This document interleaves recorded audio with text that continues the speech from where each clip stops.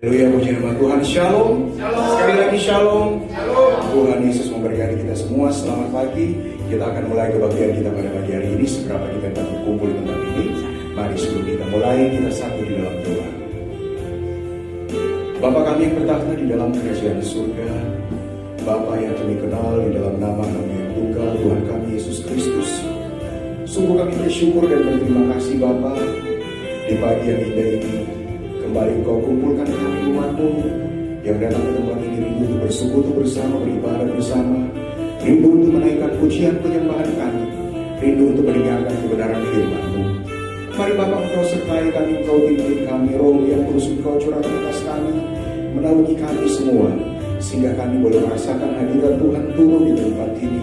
Kami boleh merasakan lawatan Tuhan terjadi di tempat ini, sehingga segala sesuatu yang Engkau buat di tempat ini sungguh kami untuk memuliakan nama-Mu ya Bapa.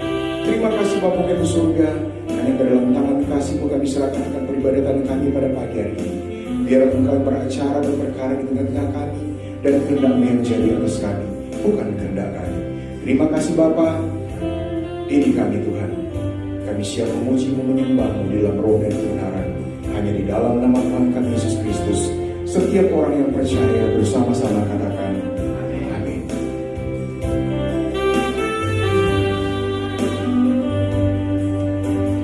Kuraikan syukur padamu Yesus, ku sembah sujud kepadamu Tuhan, di hadapan tata kemuliaan-Mu, ku tinggikan, ku agungkan selamanya. Ku naikkan syukur padamu Yesus, ku sembah sujud kepadamu Tuhan, di hadapan tata kemuliaan-Mu, ku tinggikan, ku agungkan selamanya. Segala puji syukur bagi-Mu, ku tinggikan nama-Mu selalu. Kemuliaan hanya bagi-Mu, terpujilah nama-Mu.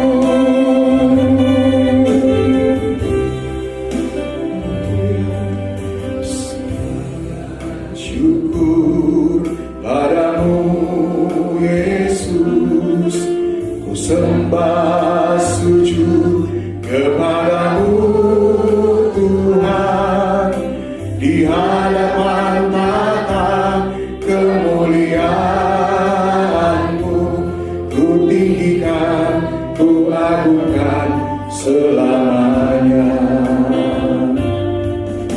Ku naikkan syukur padamu Yesus, ku sembah sujud kepadamu Tuhan, di hadapan tata kemuliaan-Mu, ku tinggikan, ku agungkan selamanya.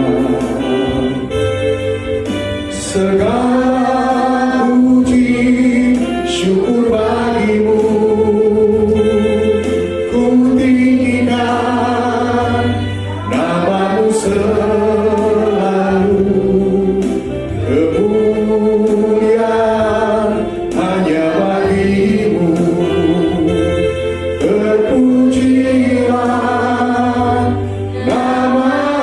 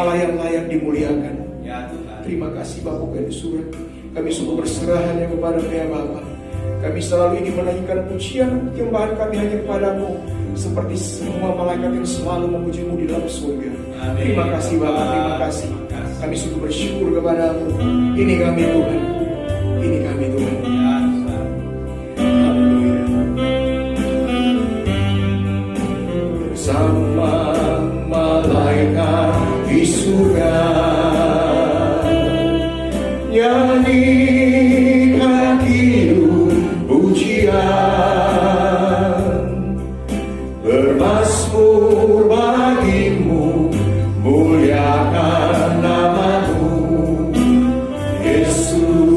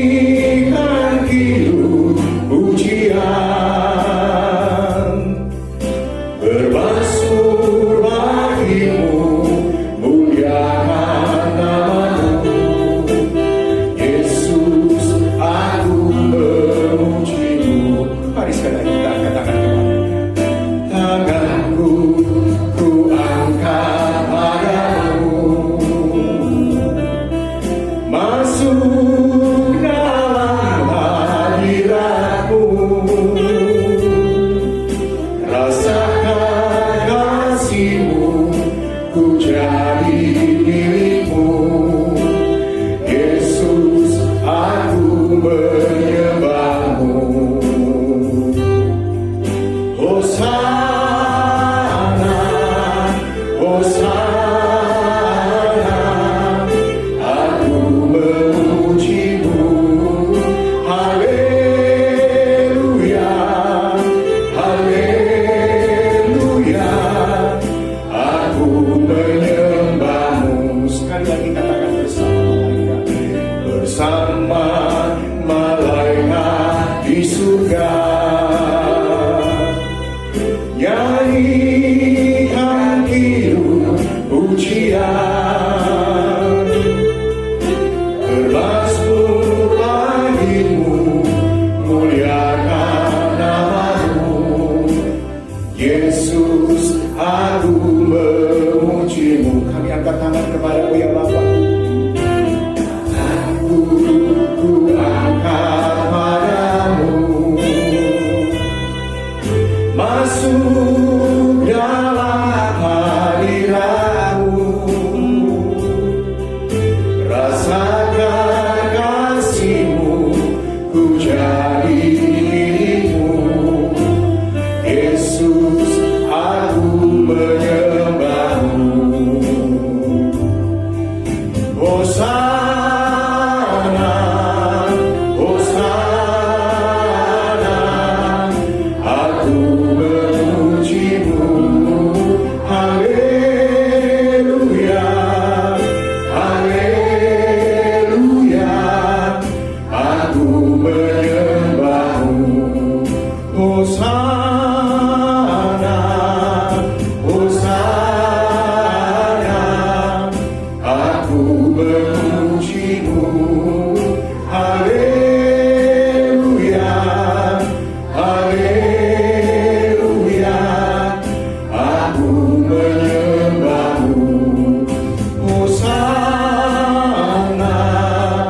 Hosana, aku memujimu. Haleluya, haleluya, aku menyembahmu. Aku menyembahmu, aku menyembahmu.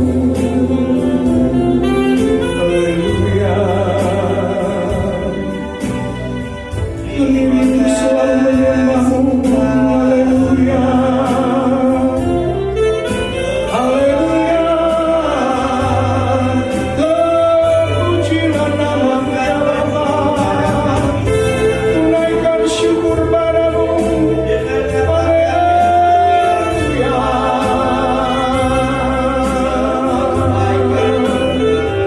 Engkau Allah yang sungguh baik, Engkau Allah yang sangat baik. Terpujilah namamu ya Bapa, kekal selamanya. Engkau Allah yang dahsyat, Engkau Allah yang luar biasa, Engkau Allah yang perkasa. Haleluya, haleluya. Ini kami Tuhan,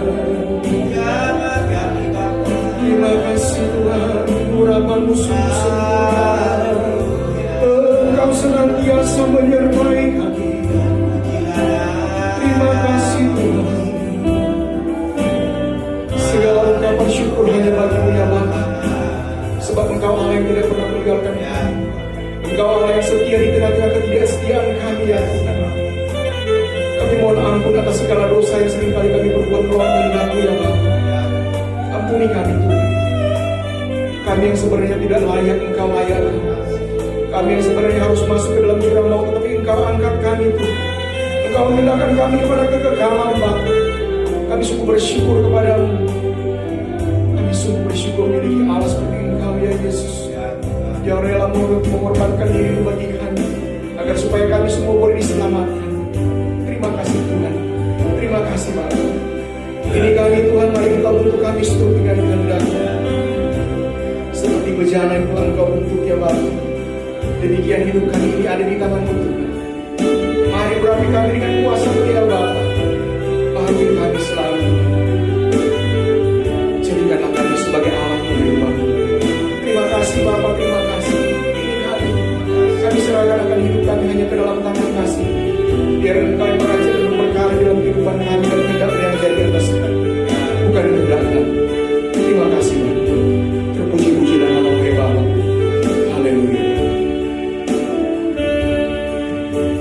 bagaikan bejana siap dibentuk, demikian hidupku di tanganmu. Dengan urapan kuasa Roh-Mu, ku dibarui selalu. Jadikan ku Allah dalam rumah-Mu, inilah hidupku di tangan-Mu. Bentuklah seluruh kehendak-Mu, pakailah sesuai rencana-Mu.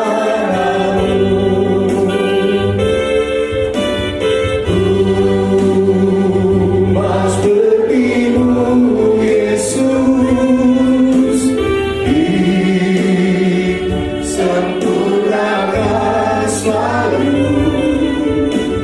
dalam setiap jalanku, memuliakan nama-Mu. Inilah bentuk kami, bagaikan bejana siap dibentuk, demikian hidupku di tangan-Mu. Dengan urapan kuasa Roh-Mu, ku dibaharui selalu. Jadikan ku Allah dalam rumah-Mu, inilah hidupku di tangan-Mu. Bentuklah seluruh kehendak-Mu, pakailah sesuai rencana-Mu.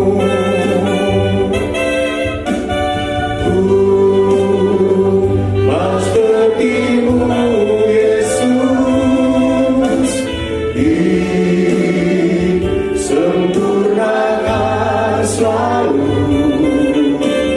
dalam setiap jalanku,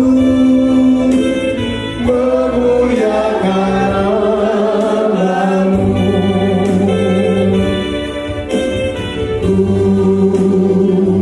Mas seperti-Mu Yesus, disempurnakan selalu dalam setiap jalanku, memuliakan nama-Mu. Mari coba saja katakan dari awal dulu. Bagaikan bejana siap dibentuk, ini kami Tuhan, bentuk kami syukur dengan kehendak-Mu ya Bapa. Ini kami Tuhan, bentuklah kami dengan tangan-Mu yang Tuhan. Engkau urapi kami dengan Roh-Mu yang kudus, dan supaya kami semua boleh dibaharui ya Tuhan dari hari ke hari. Engkau pimpin kami Tuhan, jadikanlah kami alat-Mu kepada-Mu. Bentuklah kami seluruh dengan kehendak-Mu ya Bapa. Pakai kami Tuhan, pakai kami Tuhan. Inilah kami Tuhan. Haleluya.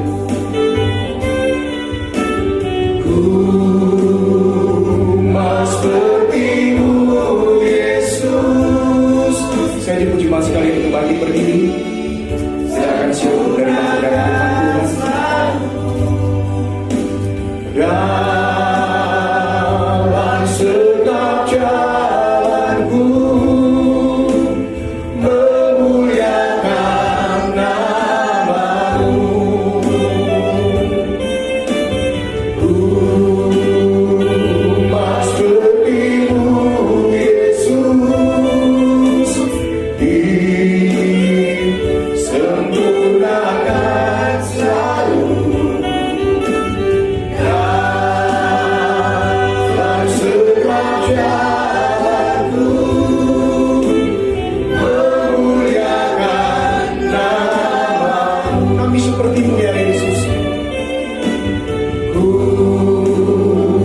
Mas berimu Yesus disempurnakan selalu dalam setiap jalanku, memuliakan namamu, memuliakan namamu Bapa, memuliakan namamu. Sekali lagi katakan memuliakan namamu, memuliakan namamu. Berikan seluruh kemuliaan yang bagi Yesus Kristus. Kami serahkan dalam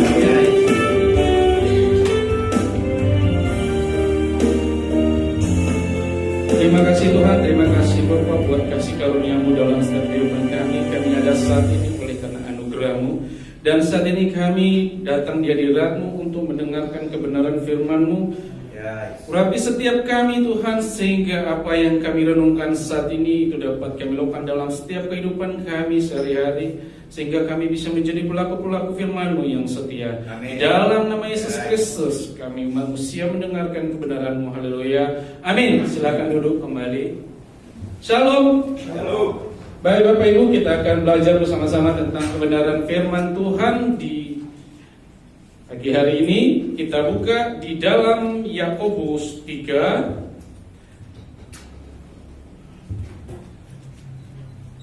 Yakobus pasalnya yang ketiga, ayatnya yang ke-13 sampai ayatnya yang ke-18. Demikianlah firman Tuhan. Saya akan bacakan kepada Bapak Ibu memperhatikannya. Siapakah di antara kamu yang bijak dan berbudi? Baiklah ia dengan cara hidup yang baik menyatakan perbuatannya oleh hikmat yang lahir dari kelemah lembutan. Jika kamu menaruh perasaan diri hati dan kamu mementingkan diri sendiri, janganlah kamu memegahkan diri dan janganlah berdusta melawan kebenaran. Itu bukanlah hikmat yang datang dari atas, tetapi dari dunia, dari nafsu manusia, dari setan-setan. Sebab di mana ada iri hati dan mementingkan diri sendiri, di situ ada kekacauan dan segala macam perbuatan jahat. Tetapi hikmat yang dari atas adalah pertama-tama murni, selanjutnya pendamai, peramah, penurut, penuh belas kasihan dan buah-buah yang baik, tidak memihak dan tidak munafik. Dan buah yang terdiri dari kebenaran ditaburkan dalam damai untuk mereka yang mengadakan damai. Amin. Untuk pembacaan firman Tuhan. Bapak Ibu kekasih-kasih Tuhan, iri hati sebagai tema kita saat ini adalah iri hati mengusik ketenangan hidup. Ya. Jadi ketika kita tidak menyenangi, tidak senang kepada orang lain, maka akan mengganggu kehidupan kita, mengganggu kedamaian kita, mengganggu belas kasih kita kepada orang lain, mengganggu apa yang ingin kita berikan yang terbaik kepada orang lain. Dan jangan kira iri hati, segala sesuatu dengki itu pun bisa terjadi antara keluarga. Di dalam keluarga bisa terjadi hal tersebut Bapak Ibu. Bukan hanya di pekerjaan. Kalau Bapak Ibu lihat di dalam pekerjaan, kita ada saingan dalam pekerjaan, di kantor pasti ada orang akan iri hati kepada kita. Ketika kita melakukan sesuatu yang baik pun, itu akan orang iri kepada kita. Ketika kita melakukan sesuatu yang jahat pun, ada orang iri kepada kita. Benar enggak? Ya. Ketika kita melakukan sesuatu dalam pekerjaan kita, ada saingan kita Bapak Ibu. Maka apa yang terjadi kalau orang tidak senang? Dia akan menjatuhkan kita dengan berbagai macam cara supaya pekerjaan itu, supaya hasil kerjaan itu tidak kita dapatkan. Tetapi Tuhan katakan di sini, tidak usah balas karena orang tersebut tidak memahami dirinya sendiri. Dia hanya melihat orang lain. Jadi kalau kita katakan di sini, Tuhan berkatakan damai, penurut, berbelas kasihan. Tidak usah marah. Toh Tuhan yang bekerja. Ketika Bapak Ibu membalas segala sesuatu itu, maka pun kita akan menjadi seperti orang tersebut. Lalu dikatakan di sini, ketika kita berbuat baik, maka hasilnya pun akan baik. Kenapa? Ketika orang ingin kepada kita di dalam suatu pekerjaan kita, mungkin saat itu pekerjaan itu, hasil itu lari daripada kita. Tetapi kalau kita berdoa bagi dia, maka yakinlah dan percaya, itu akan kembali kepada kita. Apa yang menjadi hak kita, itu akan pasti kembali kepada kita. Amin. Bapak Ibu kekasih Tuhan, iri hati dimulai dari persoalan. Lihat Bapak Ibu, kita lihat di sini ada Kain dan Habel. Bapak Ibu pasti tahu di dalam Kejadian 4, Kain dan Habel. Ketika sini Kain ini iri, tidak senang dengan keindahan yang dia lihat. Habel, persembahan Habel diterima oleh Tuhan. Apa yang terjadi ketika sampai di padang gurun ini dimulai dari tidak senangan hatinya kepada saudaranya, maka timbullah perbuatan yang lebih parah lagi sehingga dia membunuh Habel, Bapak Ibu. Ya. Jadi di dalam hal ini berarti bukan hanya dengan membunuh secara fisik, tapi membunuh karakter orang lain, Bapak Ibu. Ya. Jangan kira di dalam Alkitab itu ayatnya jangan membunuh. Membunuh di dalam ini tinggal dengan membunuh secara fisik, tapi membunuh karakter orang lain. Makanya dikatakan di sini, ketika mereka ada di padang gurun, dikatakan tiba-tiba Kain memukul Habel adiknya itu lalu membunuh dia. Kenapa Bapak Ibu? Karena di sini dikatakan hatinya sangat panas dan mukanya sangat muram melihat adiknya Habel persembahannya diterima oleh Tuhan. Dimulai karena hatinya nggak senang, akhirnya pembunuhan. Ya. Iri hati Bapak Ibu bukannya keinginan atau mengembangkan diri sendiri agar kita lebih baik dari kondisi pada saat ini. Ya. Tapi kita lihat Bapak Ibu, iri hati sebenarnya itu adalah suatu perampokan, perampasan. Ya. Serta ini perampasan yang tersembunyi loh, tidak kelihatan. Tidak kelihatan. Karena kita mengambil apa yang menjadi milik orang lain dan itu kita lain menjadi milik kita. Iri hati sama cemburu beda Bapak Ibu. Kalau kita makanya dikatakan di dalam hukum Taurat 10, jangan mengingini apa yang menjadi milik saudaramu. Jangan mengingini apa yang ada padanya. Maksudnya di sini kalau kita cemburu, kita bisa cemburu kepada istri kita karena ia milik. Kita tidak mau orang lain melihat ini karena itu milik kita, cemburu. Beda dengan iri hati. Kalau iri hati ini milik orang lain, kita ingin kita miliki yang bukan hak kita. Makanya di dalam Yakobus 3 ayat 16 dikatakan di sana tadi. Di ayat 16 dikatakan, sebab di mana ada iri hati dan mementingkan diri sendiri, di situ ada kekacauan. Pasti di dalam itu ada kekacauan dan segala macam perbuatan jahat. Contoh saya katakan tadi, Pak Andi ini sangat ganteng banget. Ganteng, cakep, baik hati, penurut, murah hati. Wes, buah-buarolah semuanya ada pada dirinya. Katakanlah seperti itu, oke? It's okay. Lalu saya ini, udah gak ganteng, wes elek, gitu dong. Wes elek, ngomongin gak karuan. Terus Pak Andi iri kepada saya. Loh saya ini apa? Wis ganteng loh, segala macam loh, kaya ini lah segala macam. Terus aku ini nggak punya opo-opo, nggak ada opo-opanya di mata orang. Terus apa yang kamu iri? Ada seperti itu. Orang kaya bisa iri loh sama orang nggak punya. Orang cantik bisa iri sama nggak cantik. Makanya saya katakan orang ganteng seperti Pak Andi bisa iri hati, cemburu kepada saya yang nggak cakep. Itu kenapa? Karena dia terlalu memikirkan orang lain. Dia tidak memikirkan apa yang ada pada dirinya sendiri, Bapak Ibu. Cukuplah yang kita lihat diri kita sendiri. Orang seperti itu selalu melihat kekurangan orang lain. Tapi ingat, tidak semua iri hati itu kadang-kadang gini loh Bapak Ibu. Saya ini sama Pak Andi ini, Bu Yeni ini udah lama. Dari PTC dulu ya. Jadi kalau contohnya Bu Yeni katakan kepada saya, Pak Medi gini, Mungkin dari pandangan orang lain, pandangan ini, waduh dia itu nggak senang sama kamu. Beda Bu. Ada teguran juga, ada yang benar. Jadi contohnya kok Bu Yani kata, Pak Medi nggak boleh gini. It's okay, benar. Karena saya pandang masalah positif. Karena saya katakan ketika saya melayani, ketika saya menghadapi sesuatu itu pasti banyak tantangan. Dan hal apapun yang disampaikan kepada saya itu baik adanya, nggak ada yang buruk. Cuman saat-saat kita pada saat itu panas hati, saat-saat pada itu kita murah mati ketika Kain melihat Habel, Tuhan menerima persembahannya, langsung murah matanya, langsung marah dia, langsung panik dia. Lalu apa yang terjadi? Membunuh Kain. Makanya ketika sesuatu ada yang datang, kadang-kadang kita gini loh Bapak Ibu. Ketika kita disampaikan sesuatu, bisa langsung kita ngamuk. Benar enggak? Tanpa kita berlipat. Tapi tunggu nanti 1 jam, 2 jam. Oh iya ya, benar juga sih. Karena kadang-kadang kita langsung. Orang ngomong gini sudah langsung panas. Orang ngomong gini sudah langsung panas. Coba kalau kita teliti. Kenapa sih dia memang ada benarnya. Cuman kadang-kadang begini. Kenapa sih dia nggak ngomong ke aku saja? Mesti harus begini. Ada hal seperti itu. Tapi lah, adalah mungkin duduk untuk membentuk kita sendiri. Untuk membentuk kita. Ada orang Tuhan pakai untuk membentuk kita. Ya.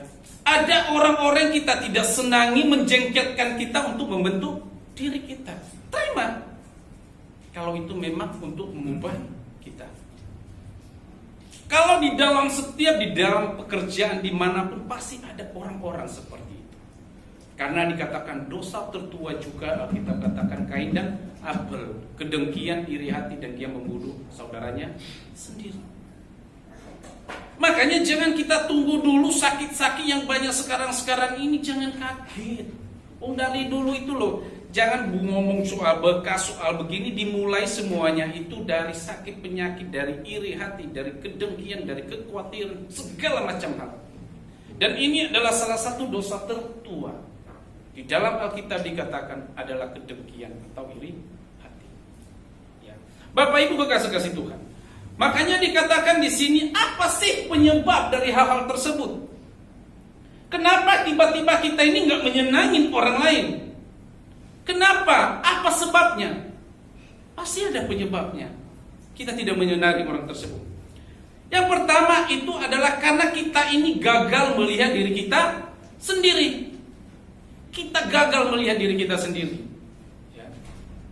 Kita terlalu melihat orang lain. Ya.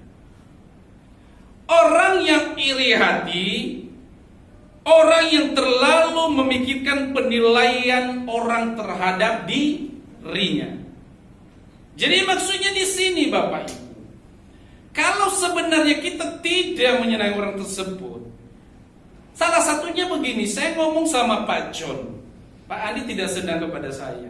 Pak John, ayo nanti kita badminton. Pikirannya aneh Bapak Ibu. Pasti di pikirannya aneh begini. Karena dia selalu mementingkan orang lain, memikirkan orang lain tanpa memikirkan dirinya sendiri. Akhirnya pemikirannya begini. Tuh kan, ngeleng-ngeleng aku lagi toh. Padahal enggak loh. Kita ngomong lain. Tapi tangkapannya beda. Kenapa? Karena selalu memikirkan apa? Tentang orang lain, bukan tentang dirinya sendiri. Dia gagal melihat dirinya sendiri. Jadi kalau Bapak Ibu ada orang gak senang kepada orang lain, berarti sudah gagal melihat diri sendiri. Kalau Bapak Ibu melihat orang lain lebih sukses dari kita, lalu Anda dengki dan iri hati, berarti Anda gagal melihat diri Anda sendiri. Ya. Bapak Ibu kekasih Tuhan. Makanya dikatakan baginya orang-orang ini adalah yang terpenting dalam dirinya adalah penilaian orang tentang dirinya itu baik. Orang menilai dirinya baik. Apa yang dia lakukan baik. Apa yang dia kerjakan semuanya baik. Kalau Anda menganggap apa yang dia tidak lakukan tidak benar, maka mulai dia memikirkan hal-hal yang jelek tentang Anda.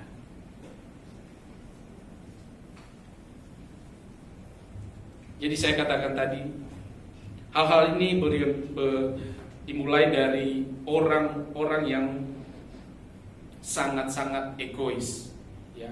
Orang-orang yang sangat mementingkan diri sendiri, ya.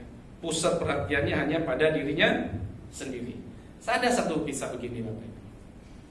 Ilustrasi, ini satu ilustrasi tentang ayam dan bebek. Ayam dan bebek. Ini masalah mereka memperebutkan telur, Bapak Ibu. Jadi suatu saat ini ayam ini berkata kepada bebek, "Bek, telurmu kok gede-gede, Bek? Telurmu itu kok besar-besar?"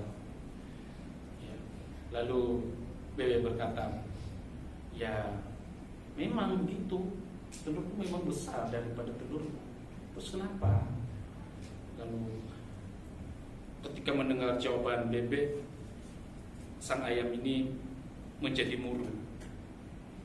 Dia mulai sedih, dia mulai bingung, ya. Sehingga si ayam ini mulai lemah, si ayam ini mulai kurus karena memikirkan si bebek punya telur yang gede. Dia mulai kurus, tidak mau makan, murung, khawatir, mencucu, gitu. Akhirnya kurus, Bapak Ibu, si ayam ini. Karena merasa kasihan si bebek ini melihat si ayam ini. Lalu si bebek ini berkata, "Hei, kenapa kamu? Suwe-suwe tambah kurus, melamun, banyak pikiran apa?" Lalu si ayam berkata, "Gini loh, Beb, aku tuh gak seneng lihat telurmu itu kegedean. Lalu mahal lagi. Dan sedangkan punya aku tuh kecil, murah lagi." Lalu si bebek berkata, "Loh, begini loh. Coba kamu bayangkan, kalau kamu menghasilkan telur-telur yang besar seperti saya, dengan tubuhmu yang kecil seperti itu, apakah kamu gak kesakitan? Coba kamu bayangkan hal demikian. Dan tidak tahukah kamu bahwa telurmu itu sangat disukai anak-anak, sangat disukai orang, karena telurmu itu membuat orang sehat." Soalnya hari-hari kan nggak senang telur asin, ya, telur bebek asin. Ya. Lalu dikatakan di situ mulailah berpikir si ayam ini, iya ya, benar. Aku ingin mempunyai telur begitu, tapi aku nggak bisa, badanku seperti ini. Tapi telurku ini walaupun kecil, tapi banyak yang suka. Nah, jadi Bapak Ibu, dari hal ini mendengar penjelasan si bebek ini, akhirnya ayam mulai mengerti. Akhirnya dia mulai memahami. Lalu dia mulai melakukan hal yang dikatakan oleh bebek tersebut. Bapak Ibu kekasih-kasih Tuhan, kadang-kadang perasaan iri itu membuat seluruh tubuh tidak nyaman. Hidup kita tidak enak. Bahkan untuk makan, tidur saja tidak enak. Karena kepikiran. Ketika kita kepikiran, memikirkan tentang orang lain, memikirkan orang lain tanpa memikirkan diri kita sendiri, maka lama-lama kita pun akan jatuh sakit.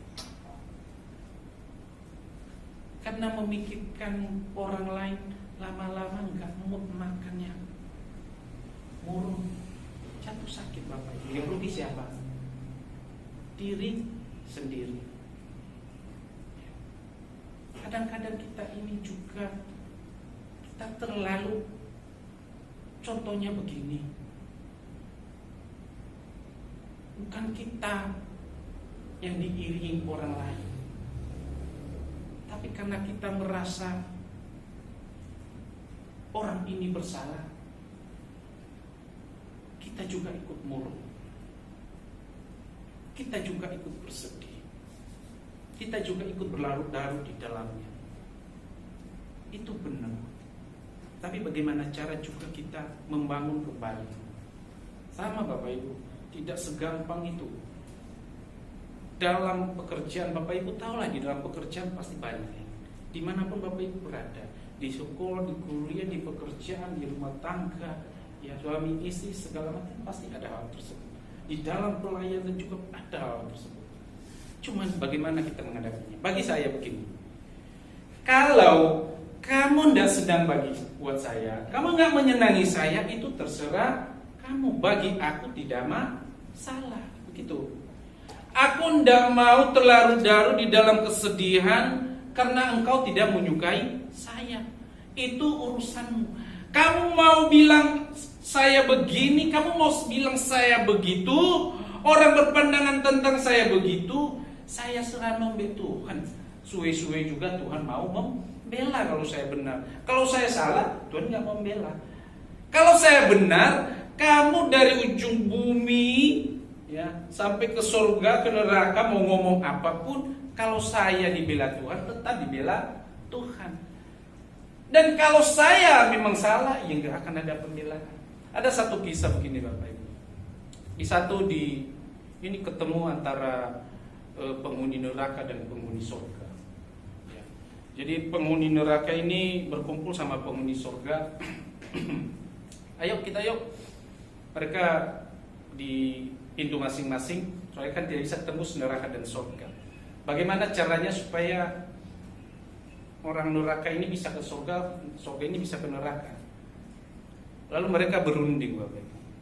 Mereka berunding, ya apa caranya supaya kita ini bisa saling ketemu? Daripada teriak-teriak, woi, teriak, ya kalau mengerti. Lalu mereka mulai membuat gagasan. Ya udah, bagaimana kalau setengah perjalanan kita bangun? Neraka membangun setengah perjalanan, kami membangun jadi bisa ada titik kumpulnya di situ. Ya, sudah waktunya Bapak Ibu. Ketika itu di neraka sudah mulai sudah mulai selesai setengah. Sudah mulai setengah di sana pembangunan jalannya. Mereka sudah jalan. Nah, dari surga itu enggak ada jalan-jalan sama sekali.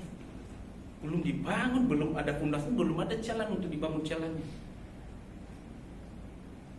Lalu orang neraka ini berkata, woi, yang di atas surga, kami ini udah setengah perjalanan, cek malase sih, wis di surga cek malase. Iki loh, jalannya ini sudah setengah, kami sudah bangun ini, kalian di mana? Nah, orang surga bilang begini, lah terus kami mau jalankan apa? Pemborongnya di sana semua. Pengerjanya semua di sana. Bagian-bagian dari pemerintahannya semuanya di sana. Ya terus bagaimana kami bisa membangunnya? Semuanya sudah di sana. Jadi maksudnya apa? Sing korupsi kabeh ning ono, enggak ono. Apa arsiteknya di sini? Enggak ada yang bisa membangun jalannya. Ya. Jadi kadang-kadang dalam kehidupan kita seperti ini, kita lihat hal seperti itu. Kita kepingin begini, kita ingin menjalani ini, tapi kita tidak bisa. Kita kepingin orang lain melakukan sesuatu, tapi kita sendiri juga tidak bisa. Makanya di dalam kehidupan saya pernah katakan ada seorang orang buta. Saya pernah ngomong kemarin minggu, seorang orang buta menuntun orang buta. Tapi ini bukan tentang menuntun Bapak Ibu. Tetapi ini cerita tentang bagaimana seorang buta ini pada malam hari dia pergi. Ya. Pada malam hari dia pergi, lalu dia pergi, dia bawa obor. Dia bawa lampu untuk penerang. Ya. Supaya di malam hari dia bisa melihat. Maksudnya ini orang buta ini membawa lampu ini supaya orang dia ketika jalan bisa melihat jalan. Nah lucu kan? Kalau orang buta bawa lampu untuk melihat jalan, mau lihat apa? Lampu sendiri dia enggak tahu. Nah, pada suatu hari ini orang buta ini berjalan dengan tongkatnya di malam hari, Bapak Ibu. Tangan kanannya memegang tongkat, tangan kirinya membawa lampu. Pandangan ini mengherankan bagi orang-orang yang kebetulan lewat. Karena penasaran, pria ini bertanya kepada orang buta ini, mengapa engkau berjalan sambil membawa lampu? Mengapa kamu berjalan sambil membawa lampu? Bukankah engkau buta? Orang buta itu menjawab, Bapak Ibu, loh ini sebagai penerang. Saya kan jalan di malam hari, saya bawa sebagai penerang saya. Dengan heran, orang ini bertanya lagi kepada orang buta itu, tapi bukankah engkau buta? Bagaimana kamu bisa engkau melihat? Lalu orang buta ini tersenyum sambil menjawab, ya, meski saya pun tidak bisa melihat, tetapi orang lain bisa melihat. Amin. Meskipun saya tidak bisa melihat, tetapi orang lain bisa melihat dan bisa menerangi jalan orang tersebut. Hal ini juga Bapak Ibu, orang lain menghindarkan Anda bertabrakan dengan orang lain karena lampu itu. Sekalipun saya tidak melihat, tapi saya bisa menerangi lampu. Saya bisa menerangi Anda. Anda tidak bisa menabrak saya. Sekalipun saya buta, saya membawa lampu ini supaya bisa melindungi diri saya sendiri ketika Anda jalan, Anda melihat saya, dan Anda tidak menabrak saya. Lampu ini bukan hanya penting untuk diri saya sendiri, tetapi untuk Anda juga. Kadang-kadang begitu dalam kehidupan kita, Bapak Ibu. Di saat kita melakukan sesuatu untuk orang lain, kita sebenarnya lagi melakukan untuk diri sendiri. Jadi ingat, ketika kita melakukan kebaikan bagi orang lain, itu kita melakukan untuk diri kita sendiri. Sama seperti orang buta ini. Dia melakukan untuk orang lain supaya tidak menabrak dirinya. Tapi penting juga untuk orang lain dan penting untuk dirinya sendiri. Tapi kadang orang lain itu tidak melihat kebaikan dari dalam orang si buta itu. Karena sulit, kenapa? Karena ada kedengki, karena ada iri hati, karena ada kekhawatiran, segala macam ada. Makanya Tuhan katakan, sebab di mana ada iri hati dan mementingkan diri sendiri, di situ ada kekacauan yang ada. Di dalam pekerjaan kekacauan yang ada dan perbuatan jahat. Bapak Ibu kekasih-kasih Tuhan. Makanya dikatakan di sini ada beberapa konflik, ada beberapa bahaya yang serius yang ditimbulkan oleh iri hati dalam kehidupan kita sehari-hari. Yang pertama di sini dikatakan ini menggerogoti iman kita. Iri hati ini sebagai kanker yang menggerogoti iman percaya kita kepada Tuhan. Yang kedua dikatakan adalah adanya konflik batin di dalam diri kita, Bapak Ibu.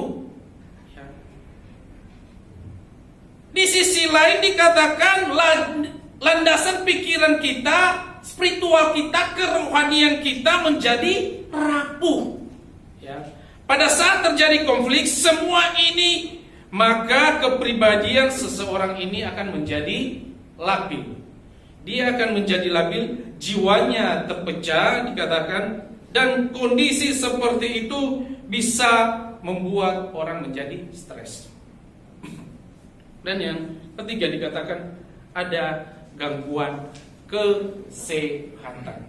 Ya, ada gangguan kesehatan. Lalu bagaimana cara kita mengatasi hal tersebut? Ya, mari kita lihat di dalam Yakobus 4 ayat 7 sampai 8. Yang pertama, bagaimana kita mengatasi hal-hal itu yang membawa kita kepada kerusakan diri sendiri. Karena itu tunduklah kepada Allah dan lawanlah iblis, maka ia akan lari daripadamu. Dekatkanlah kepada Allah dan ia akan mendekat kepadamu. Tahirkanlah tanganmu, hai kamu orang-orang berdosa, dan sucikanlah hatimu, hai kamu orang yang mendua hati. Di sini dikatakan Bapak Ibu bahwa mendekatkan diri kepada Tuhan. Ayat ini menundukkan diri kepada Allah, melawan si iblis dengan iman yang teguh, melibatkan mendekatkan diri kepada Allah. Yang kedua, penuhi hati dengan pikiran-pikiran yang positif. Ya. Di dalam Filipi ayat 8 ini, dekatkanlah kepada Allah. Dan yang ketiga adalah kembangkan gaya hidup yang bersyukur. 1 Tesalonika 5 ayat 18 dikatakan, mengucap syukurlah dalam segala hal, sebab itulah yang dikehendaki Allah di dalam Yesus Kristus bagi kamu. Lalu apa saja yang dihancurkan oleh dosa, kedengkian, keiriatan ini Bapak Ibu? Yang pertama dikatakan menghancurkan bukan orang lain, tetapi menghancurkan diri sendiri. Kenapa saya katakan demikian? Karena itu menyedot sukacita kita.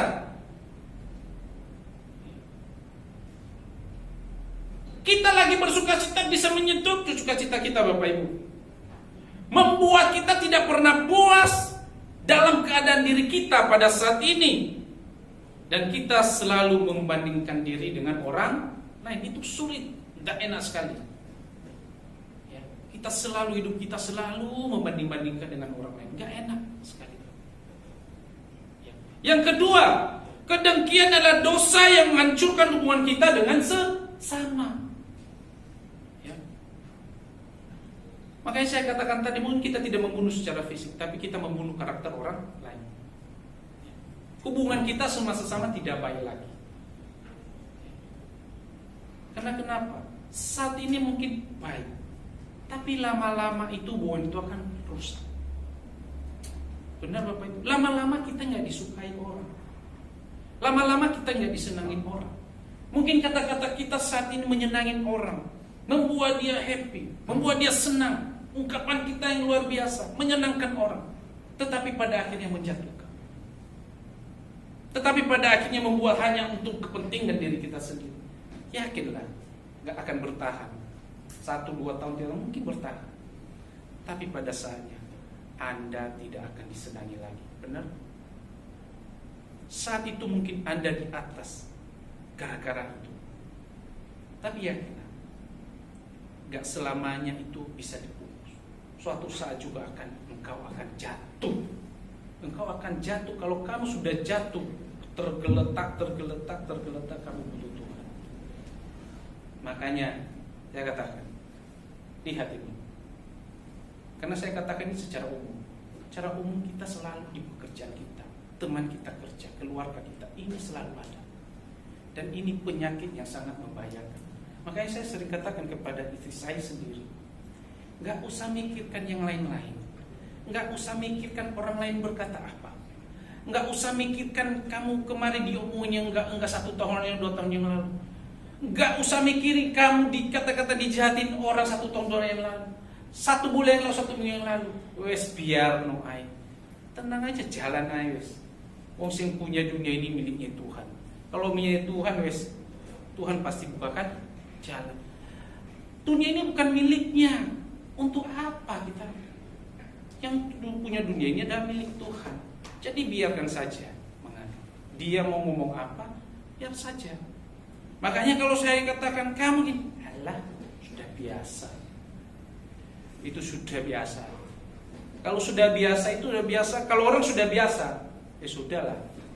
Cuman kadang-kadang nggak ada orang kalau bilang kamu dia ngomong, alah sudah biasa. Memang saat itu memang hati akan panas.